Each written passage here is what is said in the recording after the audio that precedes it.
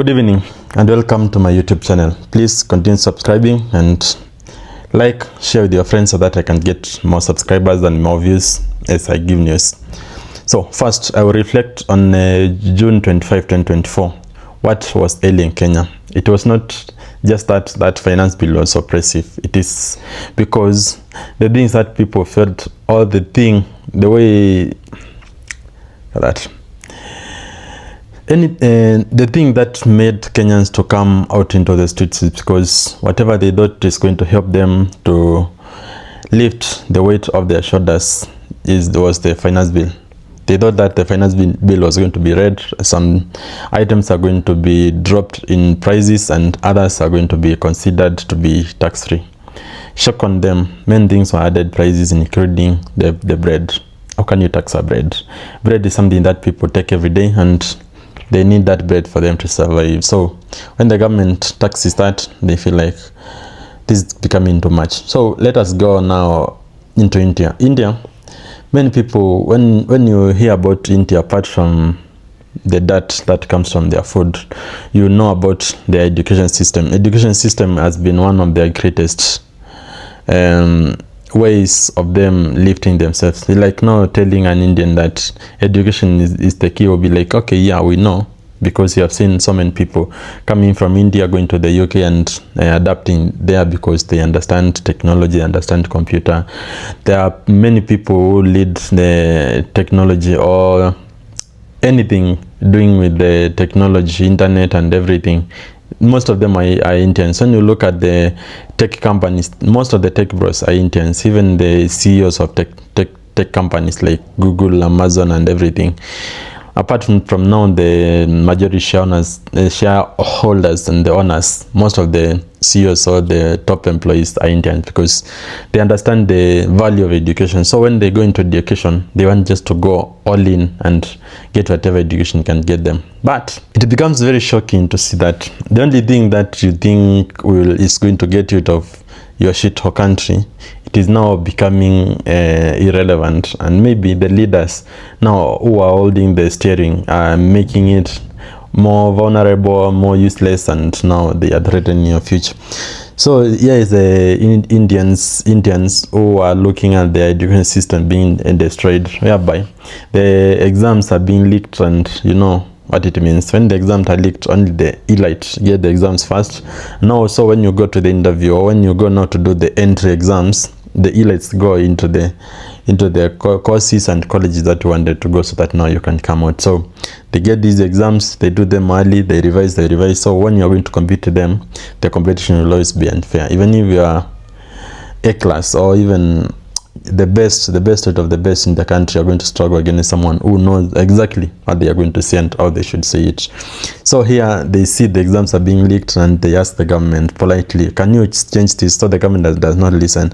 So these dudes are frustrated. They are so many for the fact or just for your understanding, Indians youths, the people who are below 25 years of age are more than 40%. That makes more than 40% of Indians are less than 25 years. So you can see the amount of desperation. The rise up of more than 40% of the population of India. That makes more than around 500 million Indians going to the streets saying that we do not want these exams to be leaked. Now let us say not 500 million, let us say 100 million goes to the streets and saying that we can see that exams are being leaked, this is unfair, we do not want to see this.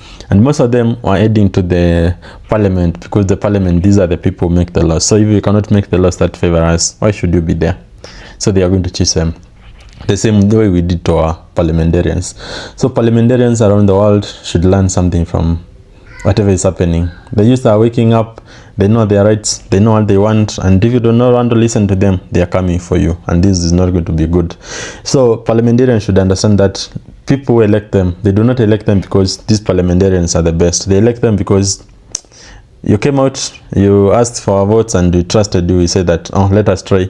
We are going to give you votes. You go and represent us. But when you go there, you do not represent us. You feel like, oh, you guy, you're not doing us any good. So get out of that seat.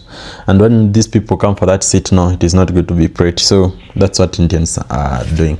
Now let us go on to Ukraine. I've been talking about Ukraine. Now Ukraine was attacked by Russia first, then Ukraine adapted.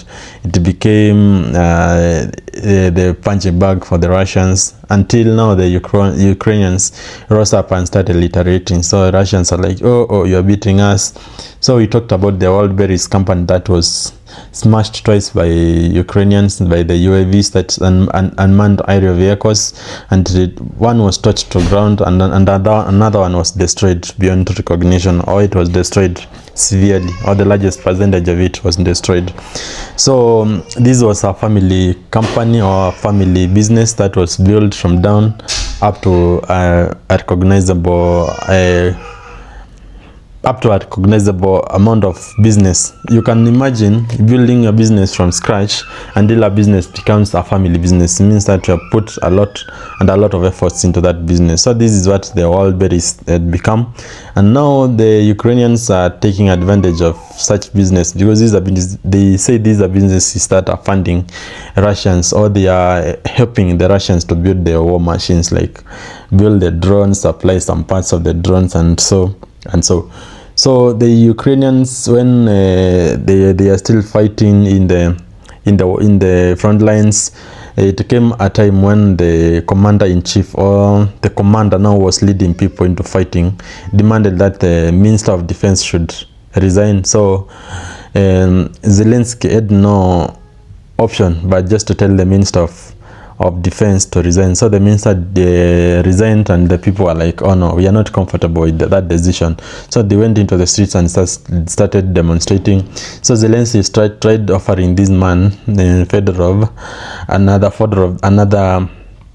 another option, or even another department for him to lead, but people were like, Fedorov was like, I do not want that position. If you just take me out of this, I just want to be a free agent. So people are like, we do not want to see that happening, because this man has helped us to advance from being beaten to even being offensive to attacking Russians. So if you are taking him out, I think you are not doing a very good job, and that one should be looked at. So they continued protesting until now Zelensky was like, oh, I hear you, so I'm going to take the commander-in-chief down. That man was called I'll be reading these names because they are tough and they're difficult to pronounce. The man who led to the Minister of Defense, that is Fedorov, to be dropped, was called Srisky. So Srisky was now also fired on 21st of July, and another commander was appointed. Now it's called Mikhailo Drapati, who is 43 years. He has been in the war for the longest, since the 2014 when the Russians started invading Ukraine.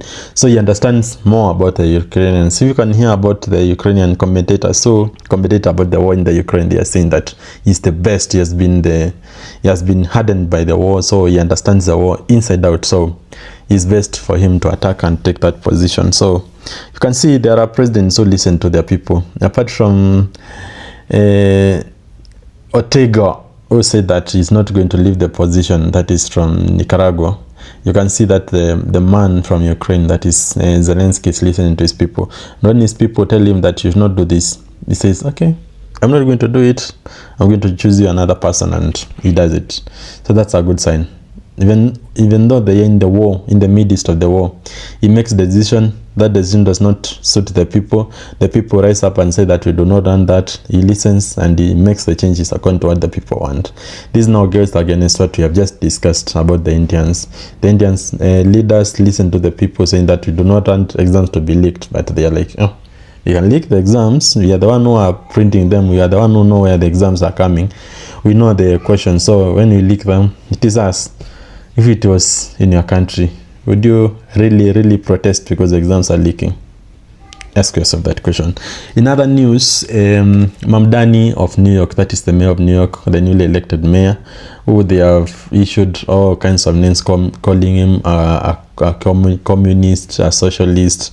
Now he's saying that when Netanyahu goes into into New York for the UN National Assembly, he's going to arrest him. That is, he was calling for the United States to arrest Netanyahu and give him to the ICC. But Trump issued a word saying that Netanyahu is safe, cannot be arrested in the US, because first, the USA is not a subscriber to the ICC, and they do not feel the need for them to hand over Netanyahu to the ICC. So they are like, Mamdani, you do not have power. What you can do just for now, just talk and say whatever you want, because in the USA we are democratic, you can say whatever you want. But for Netanyahu, you're not going to touch him. He's going to come to the US, but you not touch him. Let him come, let him attend the UN General Assembly, let him live in peace. Now going to the UK, the newly elected Prime Minister said that he's going to drop all the VAT on the domestic electricity. So that means that the electricity is going to be cheaper in the UK. He said that according to the statistics, that the electricity is going to be cheaper by around $60 per annum. So that means the Brits are going to be enjoying a cheaper electricity for some time if this one takes effect. So let us look how this goes. He's also saying, as I said yesterday and the day before, he's considering to make Britain economically and a manufacturing hub again. He's going to revive the manufacturing companies and everything that works with manufacturing. When we look at the USA is still attacking Iran. This is the 11th day of them attacking Iran and saying that they're retaliating because Iran is attacking vessels on the Strait of Hormuz. Iran is also retaliating, saying that the US is bombing them. So Trump once again saying that if they continue attacking the vessels on the Strait of Hormuz, they are going to start attacking civilian infrastructure. See that how that works, because the much you know about the USA is the watchdog of the world. They are the ones who tell the world what they want the world to be looking like. Like for instance, these are the people who tell the world about the morals. You should not cross that line. When you cross that line, that is not good. You should do this and that because that is the right thing to do. So let us see how that unfolds, because if this war continues, how this threaten that they are going to continue attacking the vessels that belong to Saudi Arabia. So Saudi Arabians had to hold their vessels for some time, because when these commercial vessels are attacked, you are not attacking a state, you are attacking individuals. These are people who are in the business. It's not the state itself. These are people, individuals who are in the business. So when the individuals hear that all these are said that they are going to start attacking these vessels, these individuals say that us staying behind with 1 week is not as bad as losing our ship, which will cost millions or billions of money to construct, or another long time to construct this. So let us see how the weather goes, and we shall go back. So when all this announced that and the Arabian oil stopped flowing, the amount or the price of a gallon in the USA rose to above $4 for the first time since the ceasefire that was witnessed. So you can see that the oil is becoming more expensive. So maybe the US is going to be pressured more into agreeing to what the Iranians are saying. Otherwise, that is something to be discussed. We are going to see how that goes. In another news is that France and Spain France, to be precise, France voted into agreeing that children under 15 years and below should not be allowed to belong to the social media, because being in social media is distracting children. You find that many children are learning a lot of things on social media, and many of the things are influencing them negatively. First, most of them who are morbid, the cause of morbidity is social media and learning what other people look like. So as a child, you just want to look like the models, you want to look like a Barbie doll, you want to look like those perfect dolls. So you try everything you can so that you can fit into that kind of structure. So by doing that, you start hurting yourself. So France said, and also there are so many other things as you understand. When you go to TikTok, you're going to be learning good things and bad things on the same rate, so you can understand the mind of a child which is growing. It is not able to sieve between the good and the bad. So this calls for governments to come in and intervene and put these laws and regulations that which people can learn and now can uphold and adopt ways of now regulating such kind of social media pressure so that they can live a better life. Looking to other places, Japan's Prime Minister, that is Takaichi, said that she has been sleeping for 0 to 3 hours almost every day. And she said that over the weekend she at least called a 5-hour sleep. That was amazing and she appreciated it. So some people are like, oh, you're doing a good job, you are working so hard for your country, but others are like, how do you balance your work and life? What is your work-life balance? So ask yourself, if you work too much and sleep too little, are you depriving yourself the benefits of getting enough sleep and resting well? That's something that we should ask ourselves. Again, in the Japan, because of the amount of heat that is going on in that place, they allowed the men to be wearing shorts and short-sleeved shirts, but does not look very good for the women. There are women who are complaining that men wearing shorts is making them uncomfortable, and it amounts to something like harassment. So you'd ask yourself, harassment how? There are people who have fetishes for different things.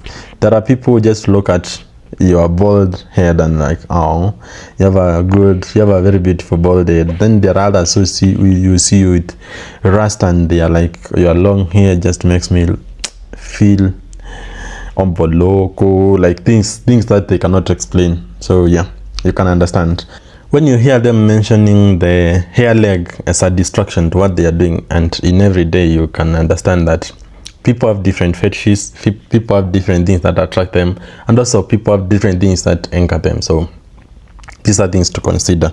That's about Japan. Then lastly, in the USA, OpenAI, I think after they were threatened by the Chinese dominance in the AI, because Chinese recently came up with very powerful AI models, OpenAI tried to test their AI agent, and they say that they were testing it in a safe place, but it escaped and attacked a certain company and hacked it, and they tried to recover it, but it had already escaped and attacked a company. So I was thinking, now when you say you're testing an AI agent in a safe place, do you go and lock it in a vacuum? How does it work? For the AI techs or the tech bros, I would like to get an explanation. My brother Caleb, hi. How does AI get tested in a safe place? Do they go and lock it in a house? Do they take a computer and put it in water and try to see how it is going to behave? Or how do they do it? I'd like to get an answer from you, bro. When I get it from you, I'm going to tell people how testing an AI model, an AI agent looks like when they say they are testing it in a safe place.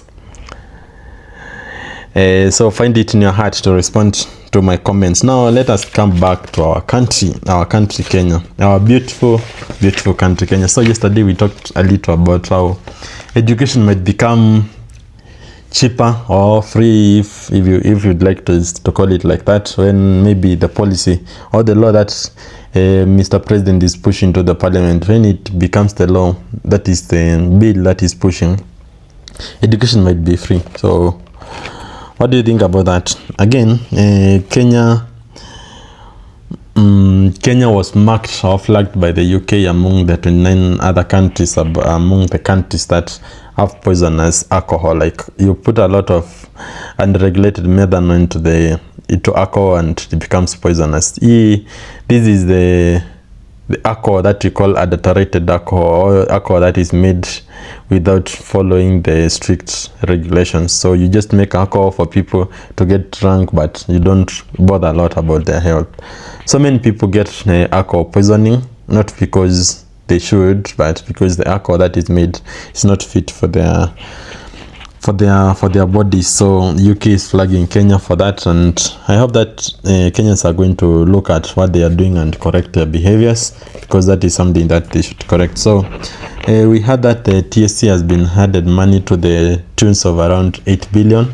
So they are saying that amount is not good enough for them, because even with them being added around 8 billion, it means that each one is added at most, I think, just at tunes of less than 10,000. So they're like these little pennies, and others even are getting less than 1,000 increment in their salary. So they want their salary to be increased, and by a lot. So I think that's why they are complaining by saying that the salaries are not enough, and they would like to get more from what is happening. So let us see how that also happens. Yes, we are going to look again. There are cases that have erupted. You know, Kenya, we say that Kenya is not a mineral-rich country, but when you hear about the news that are coming from Kenya, like for instance, there are people who have been buried in gold mines in Narok, and 5 of them have unfortunately lost their lives. May their soul rest in peace. And the Narok is mourning these 5 people who are mining gold in the unstructured or in the informal manner, and it collapsed and buried them. So yeah, I'm going to follow on that story and bring it to you, but you should know that there are people whose mine has collapsed in Narok, and some people, like 5, have been buried alive.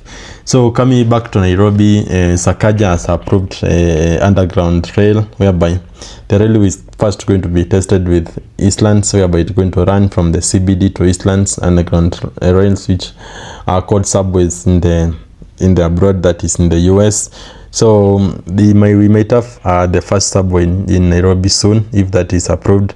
Then the next one which will come will go to Westlands, that is after Eastlands it will go to Westlands. The next one will go to Ngong Road, and another one will go to Lang'ata. So my question was like, okay, we see those roads and we understand why they are taking them there, but also, can they, at least if they are going to make this something that is going to be fruitful, can they make it another one for Thika Road? Because Thika Road is a menace. When you pass through Thika Road in the morning or in the evening, you might cry on the road. So can they consider Thika Road as among the places where they are going to put this underground rail, and we are going to appreciate a lot, and by a lot.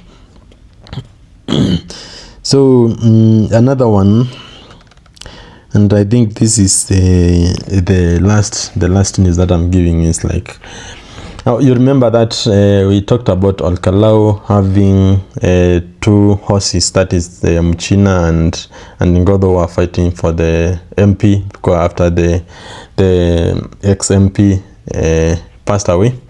So after Mchina failed by just getting around 5,000 out of 40,000 that were cast, he has been given the Nairobi Rivers Commission job. I don't understand this Nairobi Rivers Commission job, because even when YT2 was refused or was denied votes by the people of Kiambu, and he was being accused of corruption and all of things, he was first thrown into that commission. I don't know what it is. It's just like a reserve that is made for the rejects, political rejects. But I hope that is something that works. He has been given that job. I hope that he's going to do it. There's another question that I was to ask. What do you think about if ex-president and ex-governors were not allowed to hold public office after they retire? Do you think it's a good thing or bad thing? Please discuss. See you in the next news.